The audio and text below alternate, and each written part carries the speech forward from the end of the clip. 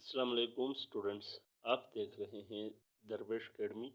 मैं हूं आपका टीचर मुजफ्फर हुसैन। तो स्टूडेंट्स, हमने सेकेंड ईयर की केमिस्ट्री का ऑर्गेनिक पोर्शन स्टार्ट किया हुआ है और हमने जो है अपना first lecture last time deliver किया था, जिसमें हमने हाइड्रोकार्बन्स का चैप्टर स्टार्ट किया था और उसमें ऑर्गेनिक केमिस्ट्री से स्टार्ट करते हुए हमने क्लासिफिकेशन ऑफ हाइड्रोकार्बन्स को हल्का सा डिस्कस किया था।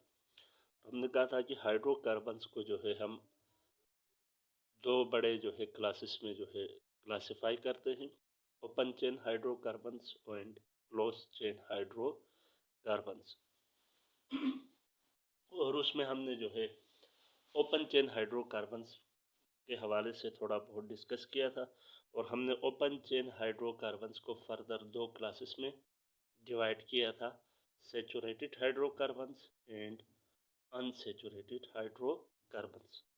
तो बच्चों, आज हम जो है सैचुरेटेड हाइड्रोकार्बन्स के हवाले से डिस्कस करेंगे एंड देन जो है हम अनसैचुरेटेड को भी इंशाल्लाह कोशिश करेंगे कि आज ही डिस्कस करें। तो बच्चे, सैचुरेटेड हाइड्रोकार्बन्स ऐसे हाइड्रोकार्बन्स होते हैं जिसमें जो है कार्बन कार्बन जो है जो बॉन्ड्स है वो सिंगल बॉन्ड्स। सैचुरेटेड हाइड्रोकार्बन्स क्या हैं?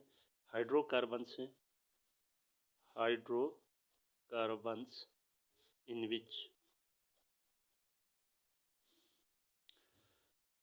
carbon atoms are attached to each other. Carbon atoms are attached to each other through single bond. ठीक है। जितनी भी लंबी चेन हो, जितने भी कार्बन्स हो, अनब्रांच्ड हो या ब्रांच्ड हो, सैचुरेटेड हाइड्रोकार्बन्स में जो है कार्बन टू कार्बन हमेशा सिंगल बॉन्ड होगा। ठीक है। जैसे दिस इज एक जो है, सपोज हमारे पास 3 कार्बन पर मुश्तमिल एक हाइड्रोकार्बन है, तो इसमें जो है तीनों कार्बन्स के दरमियान जो है कौन सा बॉन्ड होना चाहिए? सिंगल बॉन्ड होना चाहिए। इसी तरह से जो है 4 कार्बन वाला भी हो सकता है सिंगल बॉन्ड। यही 4 कार्बन वाला हमारे पास ब्रांच्ड फॉर्म में भी आ सकता है। तो एनीवेज, जैसे भी हो, ब्रांच्ड हो अनब्रांच्ड हो, लेकिन उनके दरमियान कार्बन टू कार्बन हमेशा क्या होना चाहिए? सिंगल बॉन्ड होना चाहिए। तो बच्चे, हम यहाँ पर carbon to carbon single bond की बात कर रहे हैं। ठीक है, क्योंकि हाइड्रोकार्बन्स में हमारे पास कार्बन होंगे और हाइड्रोजन्स होंगे। तो आपको पता है हाइड्रोजन तो सिंगल बॉन्ड ही बना सकता, डबल बॉन्ड या ट्रिपल बॉन्ड हाइड्रोजन नहीं बनाता, क्योंकि इसके पास एक ही वैलेंस इलेक्ट्रॉन है। तो कार्बन जो है डबल बॉन्ड बनाने की कैपेबिलिटी भी रखता है, ट्रिपल बॉन्ड बनाने की कैपेबिलिटी भी रखता है। तो हम कार्बन के बेस पे बताते हैं कि ऐसे तमाम हाइड्रोकार्बन्स जिसमें carbon to carbon single bond हो, तो वो हाइड्रोकार्बन्स क्या कहलाएंगे? सैचुरेटेड हाइड्रोकार्बन्स कहलाएंगे। तो जो सैचुरेटेड हाइड्रोकार्बन्स है उनमें जो है वो कंपाउंड जो है मैक्सिमम नंबर ऑफ हाइड्रोजन्स उनमें मौजूद होते हैं। क्या होते हैं? Maximum number of hydrogen atoms. Maximum number of hydrogen atoms इनमें मौजूद है, maximum number of hydrogen atoms. ठीक है। तो एक हाइड्रोकार्बन में कितने हाइड्रोजन होंगे? तो उसके लिए जो है हम देखेंगे सबसे पहले कार्बन के पास बॉन्ड्स बनाने की कैपेबिलिटी कितनी है। तो बच्चे, आप लोगों को पता है carbon belongs to group number 4। ठीक है, कार्बन का एटॉमिक नंबर 6 है और ये पीरियोडिक टेबल में आप देखें तो ग्रुप नंबर 4 से ताल्लुक़ रखता है, पीरियड नंबर 2 से ताल्लुक़ रखता है। तो ग्रुप नंबर हमेशा आपको वैलेंस इलेक्ट्रॉन्स के बारे में इंफॉर्मेशन देता है, वैलेंस इलेक्ट्रॉन्स के बारे में। तो इट मीन्स अगर आप कार्बन का एटॉमिक स्ट्रक्चर ड्रा करें तो इसके पास जो है 6 टोटल इलेक्ट्रॉन्स, तो 2 आपके पास इनर शेल में आ गए और 4 इलेक्ट्रॉन्स आपके पास वैलेंस शेल में आ गए। ठीक है। तो in order to complete its octet, carbon को जो है मज़ीद 4 इलेक्ट्रॉन्स की ज़रूरत है।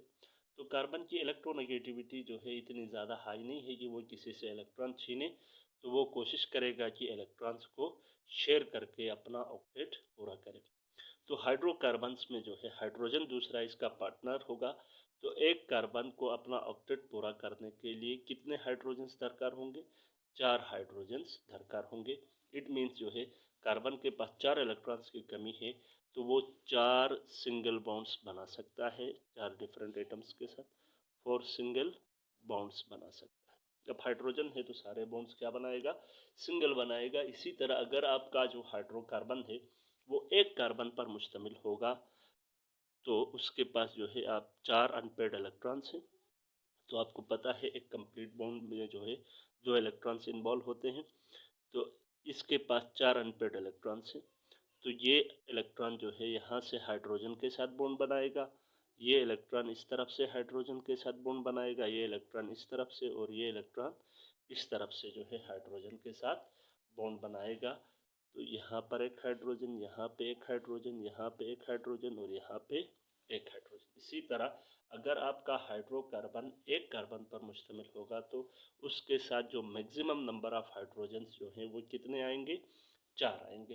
तो अगर एक कार्बन पर मुश्तमिल हाइड्रोकार्बन है तो वो सैचुरेटेड हाइड्रोकार्बन तब कहलाएगा जब इसके पास कितने हाइड्रोजन्स होंगे? 4 हाइड्रोजन्स होंगे। इसी तरह अगर 2 कार्बन्स पर मुश्तमिल हाइड्रोकार्बन हो तो इस तरह से जो है कार्बन की एक चेन बनेगी। तो देखें फिर से आपके कार्बन के पास कितने अनपेयर्ड इलेक्ट्रॉन्स होंगे? 4 जो है आपके पास अनपेयर्ड इलेक्ट्रॉन्स, या आप कहें वैलेंस इलेक्ट्रॉन्स है। इसी तरह इस कार्बन के पास भी 4 वैलेंस इलेक्ट्रॉन्स, ठीक है। तो देखें दोनों कार्बन्स ने एक एक इलेक्ट्रॉन आपस में शेयर किए, एक बॉन्ड यहाँ बना, एक इलेक्ट्रॉन इसने शेयर किया, एक इलेक्ट्रॉन इसने शेयर किया, 2 इलेक्ट्रॉन शेयर हो गए, एक कंप्लीट बॉन्ड बन गया। बाकी देखें तो आप इस कार्बन के पास भी 3 इलेक्ट्रॉन्स बाकी हैं, इस कार्बन के पास भी 3 इलेक्ट्रॉन्स बाकी हैं। तो इन 3 इलेक्ट्रॉन्स को फिर ये किसके साथ शेयर करेगा? 3 हाइड्रोजन्स के साथ। एक यहाँ पर हाइड्रोजन आएगा, एक यहाँ पर हाइड्रोजन अपना इलेक्ट्रॉन लेके आएगा, एक यहाँ पर। इसी तरह यहाँ पर भी हाइड्रोजन अपना इलेक्ट्रॉन लेके आएगा, और इसी तरह से जो है हर कार्बन के पास कितने हाइड्रोजन आएंगे? 3 हाइड्रोजन आएंगे। 3 हाइड्रोजन हर कार्बन के पास आएंगे। और इसी तरह जो है 2 कार्बन पर मुश्तमिल जो हाइड्रोकार्बन होगा उसके पास टोटल हाइड्रोजन कितने होंगे? 2 कार्बन होंगे तो 6 हाइड्रोजन होंगे। इसके पास कितने थे? CH4 था। एक कार्बन के साथ 4 हाइड्रोजन, तो 2 कार्बन के साथ कितने हाइड्रोजन आएंगे? 6 हाइड्रोजन आएंगे।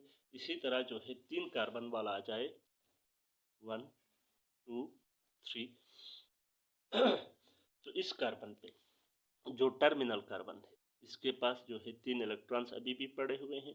एक इलेक्ट्रॉन इसने सेंटर वाले कार्बन के साथ शेयर किया, इस कार्बन ने एक इलेक्ट्रॉन इस कार्बन के साथ शेयर किया, और एक इलेक्ट्रॉन इस कार्बन के साथ शेयर किया, ठीक है।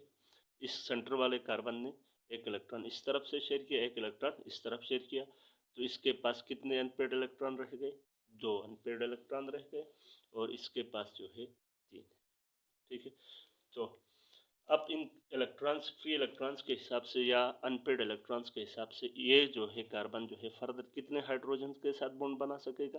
3 हाइड्रोजन के साथ बॉन्ड बना सकेगा। ये वाला इलेक्ट्रॉन जो है, जो सेंटर वाला कार्बन है वो फर्दर कितने हाइड्रोजन्स के साथ बॉन्ड बना पाएगा? 2 हाइड्रोजन्स के साथ बॉन्ड बना पाएगा। और फिर से जो टर्मिनल वाला जो कार्बन है वो फर्दर कितने कितने हाइड्रोजन्स के साथ बॉन्ड बनाएगा? 3 हाइड्रोजन्स के साथ बॉन्ड बनाएगा। तो ओवरऑल अगर आपके पास 3 कार्बन पर मुश्तमिल हाइड्रोकार्बन हो तो फिर उसके पास हाइड्रोजन्स की तादाद कितनी होगी? 8 होगी। इसी तरह जो है अगर आपके हाइड्रोकार्बन में maximum number of hydrogen atoms जो वो हाइड्रोकार्बन रख सकता हो अगर हैं तो वो हाइड्रोकार्बन क्या कहलाएगा? सैचुरेटेड कहलाएगा। अगर एक कार्बन पर मुश्तमिल है तो 4 हाइड्रोजन, 2 पर मुश्तमिल है तो 6 हाइड्रोजन, 3 पर मुश्तमिल है तो 8 हाइड्रोजन, ठीक है। इसी तरह 4 पर मुश्तमिल है तो 10 हाइड्रोजन, और 5 पर मुश्तमिल है तो 12 हाइड्रोजन। इसी तरह चाहे वो 4 5 वाला 3 तक तो खैर ब्रांच का केस नहीं आता, ठीक है, ये हमेशा अनब्रांच रहते हैं। और 4 से ऊपर जो है फिर ब्रांच्ड भी बन सकते हैं, चाहे ब्रांच्ड हो चाहे अनब्रांच्ड हो। Maximum number of hydrogen atoms जो है सेम रहेंगे। बच्चों, जो सैचुरेटेड हाइड्रोकार्बन्स में जिस क्लास ऑफ कंपाउंड्स को हम डिस्कस करेंगे वो हैं अल्केन्स। अल्केन्स सैचुरेटेड है, इन मीन्स इनमें जो है कार्बन टू कार्बन सारे क्या होंगे, सिंगल बॉन्ड्स होंगे। तो अल्केन्स में वो हाइड्रोकार्बन जो सिर्फ एक कार्बन पर मुश्तमिल होगा वो है मीथेन। मीथेन, ठीक है, जो है CH4।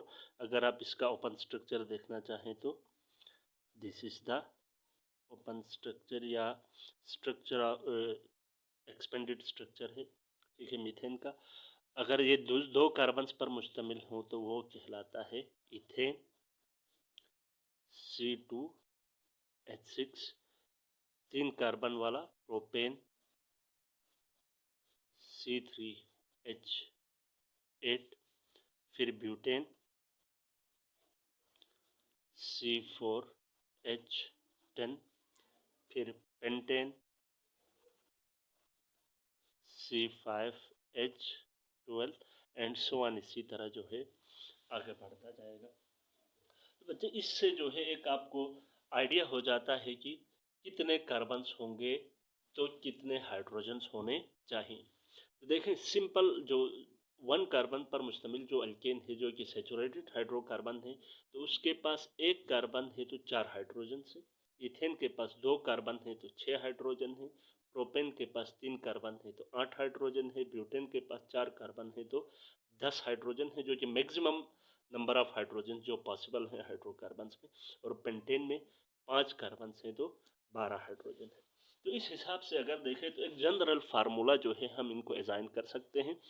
General formula for alkanes क्या है? फार्मूला फॉर अल्केन्स या फॉर सैचुरेटेड हाइड्रोकार्बन्स, वो जो ओपन चेन है, तो जनरल फार्मूला फॉर अल्केन्स जो बनेगा वो है CnH2n+2, यानी जितने कार्बन होंगे हाइड्रोजन उसके डबल होके 2 मजीद हाइड्रोजन्स भी उसमें होंगे। तो एक कार्बन वाला देखें C1 है तो 2 1 = 2, तो 2 + 2 4, 2 वाले में 2 2 = 4 + 2 6, 3 वाले में 2 3 = 6 + 2 8, 4 वाले में 4 2 = 8 + 2 10, और 5 में 10 + 2 12।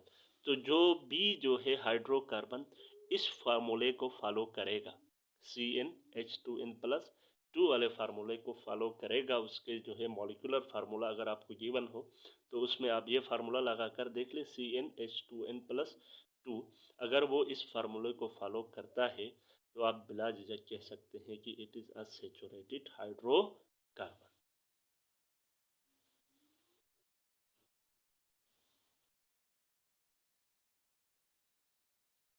तो बच्चे, एक तो ये मेथड जनरल एक पहचानने का एक तरीका जो है अल्केन्स को या सैचुरेटेड हाइड्रोकार्बन्स को पहचानने का एक तरीका तो ये है कि आप इनके जनरल फार्मूले को देखें।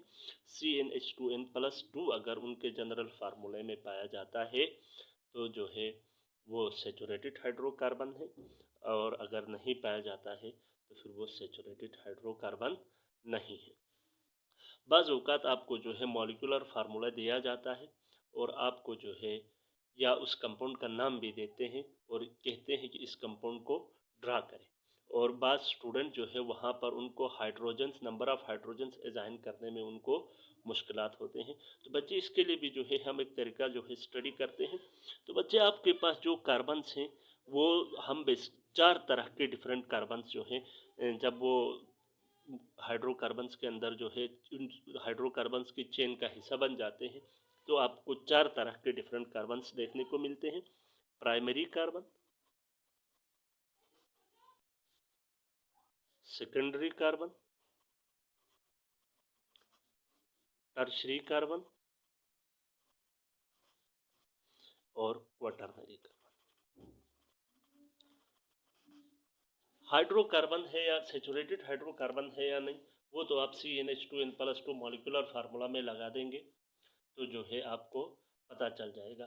तो बाज़ औक़ात आपको कहते हैं कि भाई C5H12 है, इसके पॉसिबल जो है स्ट्रक्चरल जो है आइसोमर्स आप ड्रा करें, तो उस वक्त जो है स्टूडेंट्स को नंबर ऑफ़ हाइड्रोजन्स असाइन करना मुश्किल हो जाता है।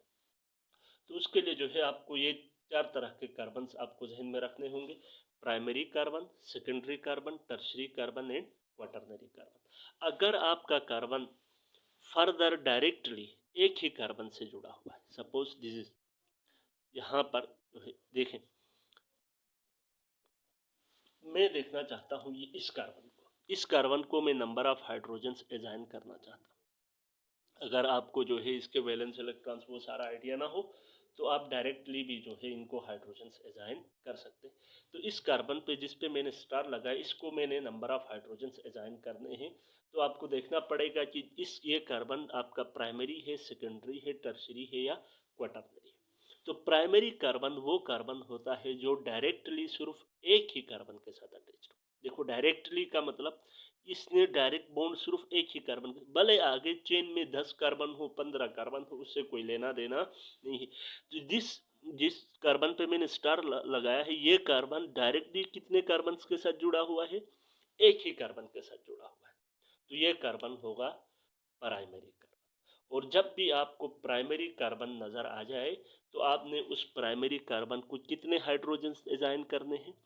3 हाइड्रोजन आपने सीधे सीधे उस प्राइमरी कार्बन को असाइन करने हैं। अगर वो CnH2n+2 के फार्मूले को फॉलो करता है, उसका मॉलिक्यूलर फार्मूला अगर इस फार्मूले को फॉलो करता है, तो उसका स्ट्रक्चर ड्रा करते वक्त जो है आपने उस प्राइमरी कार्बन को आपने कितने कार्बन हाइड्रोजन से असाइन करने हैं?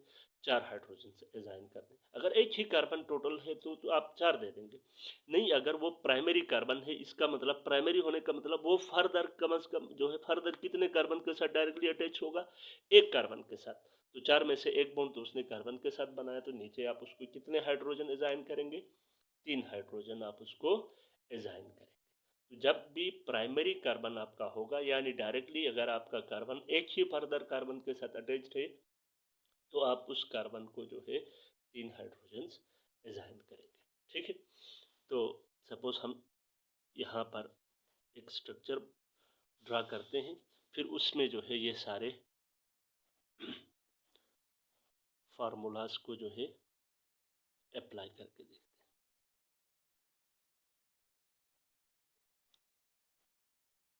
सपोज ये एक जो है हाइड्रोकार्बन का स्ट्रक्चर है जिसको हमने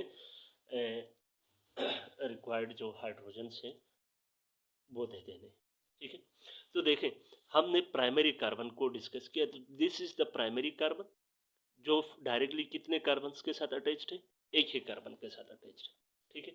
तो आप इस स्ट्रक्चर के नीचे स्ट्रक्चर में ढूंढे आपको कितने प्राइमरी कार्बन मिलते हैं। तो आप देखें, इस कार्बन को देखें, ये डायरेक्टली कितने कार्बन के साथ अटैच्ड है? इसी एक ही कार्बन के साथ अटैच्ड है। आगे जितने कार्बन है उसके साथ हमारा लेना देना नहीं है। तो this is our primary carbon. तो इस प्राइमरी कार्बन को मैं कितने हाइड्रोजन असाइन कर दूं? 3 हाइड्रोजन असाइन कर दूं। 1 2 3। अब 1 2 3। तो अब देखें आप, ये बाकी मॉलिक्यूल छुपाए तो इस कार्बन की valency complete, 1 bond, 2 bond, 3 bond और 4 बॉन्ड। अब देखें, मजीद कोई ऐसा कार्बन है जो प्राइमरी हो, तो है टर्मिनल जो कार्बन है वो मोस्टली हमारे पास क्या होते हैं? प्राइमरी कार्बन होते हैं। टर्मिनल कार्बन क्या होते हैं? टर्मिनल कार्बन हमारे पास क्या होते हैं? ये भी और ये भी हमारे पास, ये दोनों क्या है? प्राइमरी कार्बन है। तो दोनों को हम 3 हाइड्रोजन, तो इसमें भी ये टर्मिनल कार्बन, ये टर्मिनल कार्बन, तो इसके पास भी कितने हाइड्रोजन इसको रिक्वायर्ड होंगे? 3 हाइड्रोजन यहाँ भी दे दिए हमने। फिर देखें मजीद टर्मिनल्स में कौन आते हैं? ये वाला देखो, ये वाला कार्बन भी डायरेक्टली फर्दर एक ही कार्बन के साथ अटैच्ड है। तो इस कार्बन को भी हम कितने हाइड्रोजन दे देंगे? 3 हाइड्रोजन। और इसी तरह इस कार्बन को भी हम 3 हाइड्रोजन दे देंगे और इस कार्बन को भी हम 3 हाइड्रोजन असाइन करेंगे। तो जहां भी आपको प्राइमरी कार्बन नजर आ जाए बच्चे, आपने सीधे सीधे इसको कितने हाइड्रोजन देने हैं? 3 हाइड्रोजन देने। अब आती है बात सेकेंडरी कार्बन की। तो इसी जो चेन है 3 कार्बन की, इसमें देखें तो ये जो सेंटर वाला कार्बन है, जिस पे मैंने एक टिक, छोटा सा टिक लगाया, ये कार्बन जो है फर्दर डायरेक्टली कितने कार्बन के साथ जुड़ा हुआ है? 2 कार्बन के साथ, एक इस तरफ और एक इस तरफ। तो ऐसा कार्बन जो डायरेक्टली 2 कार्बन के साथ जुड़ा हुआ हो वो कहलाता है सेकेंडरी कार्बन। और जब भी आपको सेकेंडरी कार्बन जहाँ भी नज़र आए, आपने उसको कितने हाइड्रोजन्स असाइन करने हैं? 2 हाइड्रोजन्स असाइन करने हैं। तो हमारे मॉलिक्यूल के अंदर, जिसको हमने अभी ड्रा करना है, तो इस मॉलिक्यूल के अंदर ये जो कार्बन है, ठीक है, ये कार्बन जो है सेकेंडरी है इसमें, क्योंकि ये डायरेक्टली एक इस तरफ वाले कार्बन के साथ भी जुड़ा हुआ है और डायरेक्टली ये इस कार्बन के साथ भी जुड़ा हुआ है। इस कार्बन को हमने देखना नहीं है कि जो आगे जो टारगेट है हमारा ये वाला था, तो ये जो है डायरेक्टली इस कार्बन और इस कार्बन के साथ जुड़ा हुआ है, ये प्राइमरी है, ये सेकेंडरी कार्बन है। तो इसका मतलब हम इसको कितने हाइड्रोजन दे देंगे? 2 हाइड्रोजन। ठीक हो गया। तो इसी तरह आपने जो भी सेकेंडरी कार्बन होगा उसको आपने कितने हाइड्रोजन असाइन करने हैं? 2 हाइड्रोजन आपने सेकेंडरी कार्बन को असाइन करने हैं। देन आता है टर्शरी कार्बन। टर्शरी कार्बन जो है फर्दर आपका, टर्शरी कार्बन एक ऐसा कार्बन होता है, सपोज ये देखें, इस चेन के अंदर देखिए, इस चेन में तो हमारे पास कोई टर्शरी कार्बन मौजूद नहीं था। इस चेन में टर्शरी कार्बन हमेशा ब्रांच्ड में नजर आएगा आपको। तो प्राइमरी कार्बन और सेकेंडरी कार्बन हमेशा अनब्रांच्ड हाइड्रोकार्बन्स में होंगे, और जो टर्शरी कार्बन होगा वो हमेशा ब्रांच्ड में। जहां आपको टर्शरी कार्बन होगा वहां ब्रांच्ड, और जहां ब्रांच्ड होगा वहां टर्शरी कार्बन आपको लाजमी देखने को मिलेगा। अगर एक ही ब्रांच्ड अगर आपके पास है, तो वो कार्बन जहाँ पर ब्रांच बनी है वो आपका क्या कहलाएगा? एक ब्रांच बनी है तो वो आपका हमेशा टर्शरी कार्बन होगा। तो देखो इस कार्बन के साथ ये जो कार्बन है, जिसको मैं क्रॉस से रिप्रेजेंट करूंगा सपोज, तो ये हमारा कार्बन ऑफ इंटरेस्ट है। तो ये कार्बन देखें आपको फर्दर डायरेक्टली कितने कार्बन से जुड़ा हुआ है? 3 कार्बन से जुड़ा हुआ है। एक कार्बन इस तरफ, एक कार्बन इस तरफ और एक कार्बन इस तरफ। तो ये जो कार्बन है ये कहलाएगा टर्शरी कार्बन। और जब भी आपको टर्शरी कार्बन नजर आए तो आपने उसको कितने हाइड्रोजन से असाइन करने हैं? 1 हाइड्रोजन, क्योंकि 4 टोटल बॉन्ड्स में से 3 तो कार्बन के साथ बनाया, तो हाइड्रोजन कितने आ सकते हैं? 1 ही आ सकता है। तो इस स्ट्रक्चर के अंदर हमारा ये जो कार्बन है ये है आपका टर्शरी कार्बन। तो इसको हमने 1 हाइड्रोजन असाइन किया, और नीचे रह गया क्वाटरनरी कार्बन। तो क्वाटरनरी कार्बन वो कार्बन जो चारों बॉन्ड्स फर्दर किसके साथ बनाए? कार्बन्स के साथ बनाए, तो वो आपका होता है क्वाटरनरी कार्बन। एक ही कार्बन पे अगर 2 ब्रांचेस लगे हुए हैं तो वो क्या है? क्वाटरनरी कार्बन है। और जो क्वाटरनरी कार्बन है उस कार्बन पे हम कोई भी हाइड्रोजन असाइन नहीं करेंगे, क्योंकि कार्बन की कैपेबिलिटी 4 बॉन्ड्स बनाने की है, और इसने चारों बॉन्ड्स जो है कार्बन के साथ बनाए हैं, तो लिहाजा हम इसको कोई भी हाइड्रोजन असाइन नहीं करेंगे। अब ज़रा देखें ये CnH2n+2 को फॉलो इसने किया या नहीं किया। तो टोटल कार्बन कितने हैं? 1 2 3 4 5 6 7 8, 8 टोटल कार्बन है। तो C8, तो इसके पास H कितने होने चाहिए? 8 दूने 16, तो 2 18 होने चाहिए। C8H18 आप गिन के देखें, 3 इधर 3 इधर, 6 3 इधर, 9 3 इधर, 12 3 इधर, 15 16 17 18। तो देखो आप प्राइमरी, सेकेंडरी, टर्शरी और क्वाटरनरी के बेस पर आपने इनको हाइड्रोजन आप असाइन करते गए, तो अल्टीमेटली उसने CnH2n+2 के फार्मूले को फॉलो किया। तो ये 2 मेथड्स हैं जिसके ज़रिए जो है, पहला मेथड जो जनरल फार्मूला है, ये आपको मॉलिक्यूलर फार्मूले से आप जो है देख के बता सकते हैं कि आपका जो अल्केन है वो सैचुरेटेड है या नहीं है। और ये जो दूसरा मेथड था, प्राइमरी, सेकेंडरी, टर्शरी और क्वाटरनरी कार्बन, इस मेथड के ज़रिए आप किसी भी मॉलिक्यूलर फार्मूला से जो है पॉसिबल उसके स्ट्रक्चर्स को ड्रा कर सकते हैं, क्योंकि 3 कार्बन से जब आपकी चेन बढ़ जाती है तो वहाँ पर जो हाइड्रोकार्बन है वो एक से ज़्यादा स्ट्रक्चरल फॉर्म में एग्जिस्ट कर सकते हैं, जिनको हम कहते हैं कॉन्स्टिट्यूशनल आइसोमर्स। कॉन्स्टिट्यूशनल आइसोमर्स कहते हैं हम इनको, ठीक है, क्योंकि उनकी जो है अटैचमेंट जो है बदल जाती है। पहले जो है कार्बन किसी और कार्बन के साथ अटैच्ड किसी और मैनर में है, स्ट्रेट चेन में है, तो वो फिर एक ब्रांच में आ सकता है 4 वाला, फिर 5 वाला एक ब्रांच में भी आ सकता है, 2 ब्रांच में भी आ सकता है। तो ऐसे तमाम आइसोमर्स को क्या कहते हैं? हम कॉन्स्टिट्यूशनल आइसोमर्स कहते हैं। इसकी तफसील फिर हम आइसोमर्स वाले पोर्शन में जाके करें। तो बच्चों अब तक आपको जो है आइडिया हो चुका होगा कि सैचुरेटेड हाइड्रोकार्बन्स को हमने कैसे पहचानना है। तो जनरल फार्मूले की मदद से, और आप देखें कि इसमें प्राइमरी कार्बन, सेकेंडरी कार्बन और टर्शरी कार्बन। और एक और तरीका है सैचुरेटेड हाइड्रोकार्बन्स को पहचानने का। तो बच्चे जो सैचुरेटेड हाइड्रोकार्बन्स हैं सेचुरेटेड हाइड्रोकार्बन से इनमें जो है जो कार्बन होगा वो हमेशा sp3 हाइब्रिडाइज्ड होगा। क्या होगा? sp3 हाइब्रिडाइज्ड होगा। मीन्स जो है sp3 हाइब्रिडाइज्ड होने का मतलब है कि ये जो है इसकी जो ज्योमेट्री होगी वो क्या होगी? टेट्राहेड्रल ज्योमेट्री होगी, टेट्राहेड्रल ज्योमेट्री होगी। ठीक है, तो आप हाइब्रिडाइजेशन से वाकिफ हैं तो एक जनरल जो है हल्का सा जो है हम हाइब्रिडाइजेशन को भी टच करके जो है इंशाल्लाह हम सेचुरेटेड हाइड्रोकार्बन्स को यहाँ पर ख़त्म करेंगे।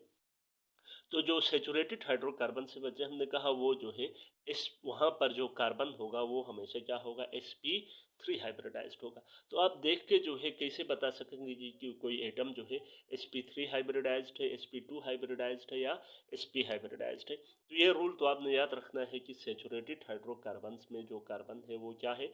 sp3 हाइब्रिडाइज्ड है, यानी टेट्राहेड्रल है। क्योंकि सेचुरेटेड है तो कार्बन ने सारे सिंगल बॉन्ड्स बनाए हुए होंगे तो परफेक्ट टेट्राहेड्रल ज्योमेट्री आपको देखने को मिलेगी। लेकिन हम जो है हाइब्रिडाइजेशन को हल्का सा टच करेंगे ताकि आप देखकर जो है कार्बन की हाइब्रिडाइजेशन आप बता सके, क्योंकि ऑर्गेनिक कंपाउंड्स में जो है मोस्टली हमारा कंसर्न होता है कार्बन की हाइब्रिडाइजेशन के साथ। खैर ऑक्सीजन और नाइट्रोजन की भी हम आगे जब बढ़ेंगे तो वहाँ पर जहाँ हाइब्रिडाइजेशन की ज़रूरत पड़ेगी तो हम वहाँ पर उसको डिस्कस करेंगे। तो कार्बन की हाइब्रिडाइजेशन देखने से पहले आप कार्बन की इलेक्ट्रॉनिक कन्फिग्रेशन ज़रा देखें। C6, तो this is 1s2 2s2 and 2p2। ठीक है, 6 पूरे हो गए। तो ये जो वैलेंस शेल है इसको ले लेंगे हम हाइब्रिडाइजेशन में, इनर शेल नहीं। आपको पता है S में जो है कोई डीजेनरेट लेवल नहीं होता, P में जो है फर्दर 3 डीजेनरेट लेवल्स होते हैं। This is S, this is 2s, this is 2px, 2py and 2pz। तो 2px में आपके पास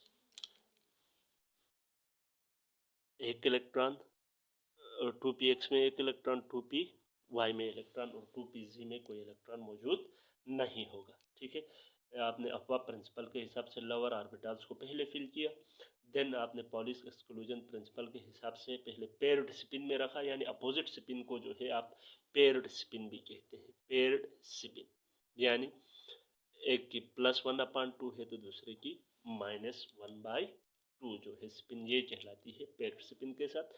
देन जो है आपने हुंड्स रूल को भी फॉलो किया कि डीजनरेट लेवल्स, अगर यहाँ पर तो कोई डीजनरेट लेवल मौजूद नहीं था, यहाँ पर फॉलो हुआ डीजनरेट लेवल्स मौजूद थे तो हमने पेयर्ड स्पिन में एक ही ऑर्बिटल में या एक ही ऑर्बिटल में इलेक्ट्रॉन्स को रखने के बजाय हमने सेम स्पिन के साथ 2 डिफरेंट ऑर्बिटल्स में जिनकी एनर्जी लेवल सेम है डीजनरेट लेवल से, तो वहाँ पर हुंड रूल्स के मुताबिक हमने जो है इलेक्ट्रॉन्स को सिंगली सेम स्पिन के साथ प्लेस किया।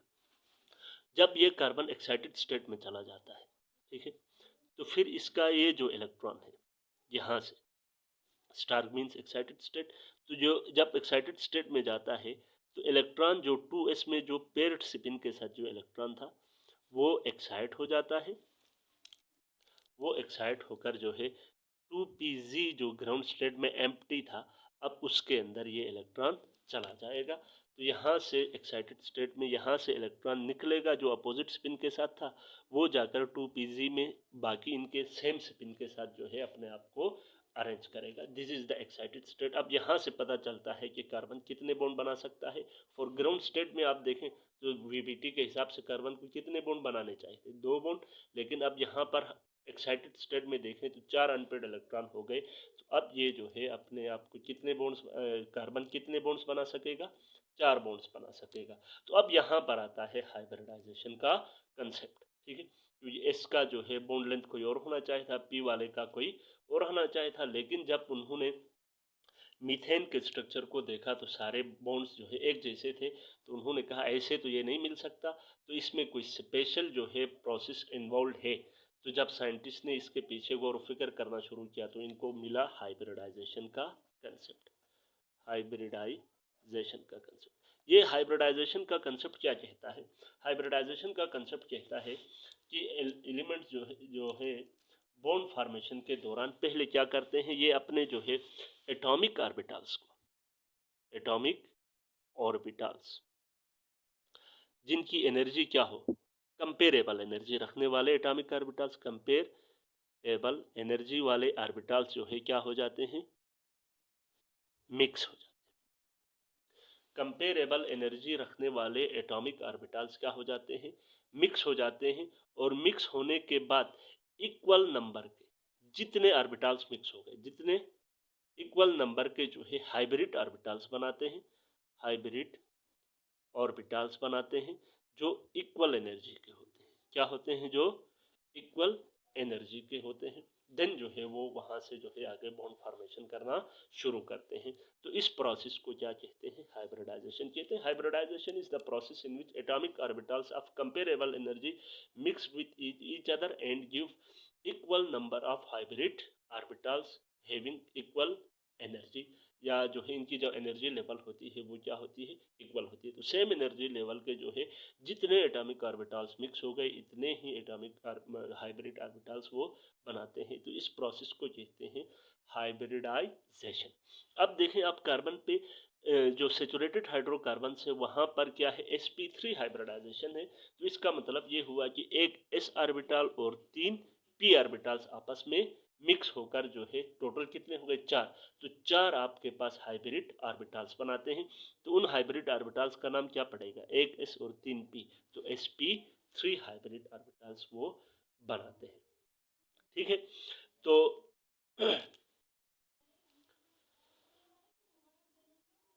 अब देखें, आपको पता है s ऑर्बिटल जो है स्फेरिकल इन शेप है। This is 2s orbital. Comparable energy का मतलब ये हो गया कि 1s जाकर 2p के साथ नहीं मिलेगा। 2s और 2p की एनर्जी ही कंपेरेबल है। ये दोनों वैलेंस शेल में आते हैं तो इनकी एनर्जी कंपेरेबल है, तो हमेशा ये दोनों मिक्स होंगे। 2s जो है 2px के साथ, 2py के साथ और 2pz, ये तीनों जो चारों जो है आपस में क्या हो जाएंगे, मिक्स हो जाएंगे। s का स्फेरिकल शेप हो गया। फिर 2px आपके पास जो है डम्बल शेप, 2py भी आपके पास, ये डिजेनरेट लेवल्स है तो इनके शेप्स क्या होंगे। तो ये जो है 4 orbitals 2s plus 2px plus 2py plus 2pz, ये जो है कंपेरेबल एनर्जी रखने वाले ऑर्बिटल्स हैं। तो ये जो है हाइब्रिडाइजेशन के दौरान ये क्या हो जाएंगे, आपस में मिक्स हो जाएंगे। हाइब्रिडाइजेशन के दौरान ये चारों ऑर्बिटल्स आपस में मिक्स होने के बाद जो है आपके पास 4 हाइब्रिड ऑर्बिटल्स नए बनाएंगे, जिनको हम कहेंगे each orbital is called sp3 hybrid orbital. तो टोटल 4 मिक्स हैं, तो 4 हाइब्रिड ऑर्बिटल्स बनाएंगे और वो अपने आप को क्या किस फॉर्म में अरेंज करेंगे, टेट्राहेड्रली जो है ये अपने आप को अरेंज करेंगे।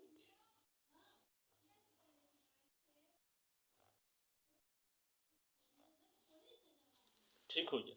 ये इस तरह जो है अपने आप को टेट्राहेड्रल ज्योमेट्री से आप वाकिफ हैं, तो ये अपने आप को टेट्राहेड्रली अरेंज करेंगे और छोटा सा लूप हम अंदर भी बनाएंगे इनका। तो ये इन्होंने अपने आप को किस फॉर्म में अरेंज किया, टेट्राहेड्रली उन्होंने अपने आप को अरेंज किया। ठीक है, तो बच्चे आप जो है कुछ कंफ्यूज हो जाते हैं कि सर हमें ये हाइब्रिडाइजेशन, अब sp3 जो है हाइब्रिडाइज सेचुरेटेड हाइड्रोकार्बन में sp3 हाइब्रिडाइजेशन हो गई, कैसे हो गई, तो इस हवाले से ये कंफ्यूज हो जाते हैं। तो बच्चे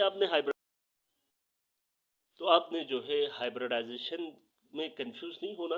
ठीक है, बहुत इजी तरीके है। तो आपने किसी भी कार्बन को हाइब्रिडाइजेशन sp3 होगी sp2 होगी आप देख के आइडिया लगा सकते हैं। लेकिन सिर्फ आपको क्या करना है, सबसे पहले किसी भी कंपाउंड कार्बन एटम की हाइब्रिडाइजेशन अगर आपने डिसाइड करनी है तो सबसे पहले उस कंपाउंड का, उस मॉलिक्यूल का आप क्या करें, लेविस स्ट्रक्चर को ड्रा करें। लेविस स्ट्रक्चर को ड्रा करें। लेविस स्ट्रक्चर को ड्रा करने के बाद जो है आप देखें कि उस लेविस स्ट्रक्चर के अंदर इसके सिग्मा बॉन्ड्स कितने हैं, और आपके पास ये आपने ये देखना है कि इसमें लोन पेयर्स कितने हैं। तो आपने लेविस स्ट्रक्चर ड्रा करने के बाद सिग्मा बॉन्ड्स और लोन पेयर्स को जमा करना है। ठीक है, तो जितने सिग्मा बॉन्ड्स होंगे और जितने लोन पेयर्स होंगे दोनों को सम करें, तो जो सम आएगा इतने जो है आपके एटॉमिक ऑर्बिटल्स जो है मिक्सअप हो जाएंगे। एटॉमिक ऑर्बिटल्स इतने ही सम के इक्वल जो है एटॉमिक ऑर्बिटल्स मिक्सअप होंगे और इतने ही हाइब्रिड ऑर्बिटल्स वो बनाएंगे। ठीक, और तीसरी जो चीज़ देखनी है वो है इलेक्ट्रॉनिक कन्फिगरेशन। अब आप कार्बन की इलेक्ट्रॉनिक कन्फिगरेशन देखें, 1s2 2s2 2p2। तो इसका जो वैलेंस शेल है वो 2s और उसमें जो ऑर्बिटल्स हैं, वैलेंस शेल में जो ऑर्बिटल्स हैं वो 2s और 2p हैं। तो मिक्सिंग में भी कौन से आएंगे, s और p आएंगे। तो अब जो है आप मीथेन का देखें। मीथेन के केस में अगर आप इसका लेविस स्ट्रक्चर ड्रा करें तो CH4 है, तो 4 हाइड्रोजन है। तो आप पहले इसका रूल नंबर 1 आपने फॉलो किया, लेविस स्ट्रक्चर को ड्रा किया। देन आपने जो है देखना है इसमें सिग्मा बॉन्ड्स कितने हैं। तो 1 2 3 4। तो हाइब्रिडाइजेशन डिसाइड करने के लिए आपने hybridisation is equal to sigma bond plus lone pair. ठीक है, तो आपने मीथेन में देखा कितने सिग्मा बॉन्ड है, 4। कोई लोन पेयर है नहीं है, क्योंकि कार्बन के पास 4 इलेक्ट्रॉन्स थे तो चारों बॉन्ड्स में इन्वॉल्व है, तो 0, तो 4 प्लस 0 4। तो आपके पास 4 जो है एटॉमिक ऑर्बिटल्स मिक्स होंगे। फिर आप इसके इलेक्ट्रॉनिक कन्फिग्रेशन में चले जाए। जब आप इसकी इलेक्ट्रॉनिक कन्फिग्रेशन में चले जाते हैं तो आपको जो है देखें एस और पी ऑर्बिटल्स ही इन्वॉल्व हैं इसके वैलेंस शेल में। कौन से ऑर्बिटल्स है, एस और पी। तो इसके हाइब्रिडाइजेशन में भी एस ऑर्बिटल और पी ऑर्बिटल इन्वॉल्व होंगे। तो आपको पता है इसका तो कोई डिजेनरेट लेवल नहीं है, तो वो एस अकेला। और पी के कितने डिजेनरेट लेवल से, 3। तो p x plus p y plus p z. तो फिर से टोटल कितने बन गए, 4। तो आपके पास जो हाइब्रिडाइजेशन आएगी वो बनेगी sp3। ठीक है बच्चे। और sp3 हाइब्रिडाइजेशन क्योंकि कोई लोन पेयर नहीं है तो परफेक्टली जो है टेट्राहेड्रल फॉर्म में जो है मॉलिक्यूल्स ओरिएंट होंगे, टेट्राहेड्रली मॉलिक्यूल्स ओरिएंट होंगे। और वो जो है हमने अभी आपको ड्रा करके दिखाया था, इस फॉर्म में जो है वो अपने आप को टेट्राहेड्रली क्या करेंगे, ओरिएंट करेंगे। तो each orbital is itself sp3। ये एक sp3 है, ये दूसरा sp3, ये तीसरा और ये चौथा। और इनके साथ अब आप हाइड्रोजन को देखें तो H1 1s1। इसके पास फिर s ऑर्बिटल में एक अनपेड इलेक्ट्रॉन है और हर ऑर्बिटल में आपने देखा एक एक जो है अनपेड इलेक्ट्रॉन है। ठीक है, तो फिर हाइड्रोजन का जो है s ऑर्बिटल है तो स्फेरिकल शेप में एक अनपेड इलेक्ट्रॉन के साथ है। तो एक इलेक्ट्रॉन यहाँ आकर ओवरलैप करेगा, इस ऑर्बिटल के साथ ओवरलैप करेगा, दूसरा इलेक्ट्रॉन आके यहाँ ओवरलैप करेगा, तीसरा हाइड्रोजन आके इधर लैप करेगा, चौथा हाइड्रोजन इधर ओवरलैप करेगा। और जो है इनके इलेक्ट्रॉन्स अपोजिट स्पिन के साथ यहाँ मौजूद होंगे। और इसी तरह जो है जो हेड ऑन अप्रोच से जो बॉन्ड्स बनते हैं वो हैं सिग्मा बॉन्ड्स। तो ये जो बॉन्ड्स कहलाएंगे सिग्मा sp3s। ठीक है, तो इस तरह 4 सिग्मा sp3s के जो है बॉन्ड्स बनेंगे। तो बच्चे इसी के साथ जो है हम आज का लेक्चर यहीं रोक देते हैं। इंशाल्लाह अगली एक छोटी 10 मिनट की वीडियो में इथेन के हाइब्रिडाइज्ड स्ट्रक्चर को एक्सप्लेन करेंगे। तो वीडियो एंजॉय कीजिएगा। अल्लाह हाफिज़।